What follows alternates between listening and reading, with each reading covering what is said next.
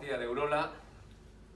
Aquí esta botella la diseñamos algún día para cambiar un poco la imagen y yo creo que la botella junto con el agua dentro, vamos, conjunto perfecto.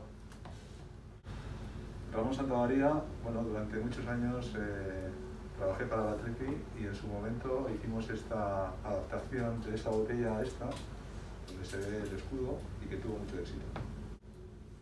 Buenas, yo soy Alberto Díaz Garzón, soy de Betapac. Tenemos botella, tenemos escudo y tenemos agua y tapón.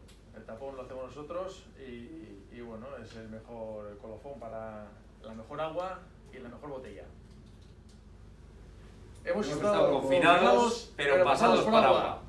Soy Mónica Fernández, responsable del Laboratorio de Aguas de Alzola. He estado confinada y pasada por agua.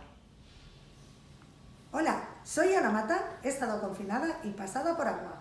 Soy Jonla Mariano, he estado confinado y pasado por agua, pero en Alzola. Soy Maite Mayora. Soy Josu Juaristi. Y hemos estado confinados. Pero pasados por agua.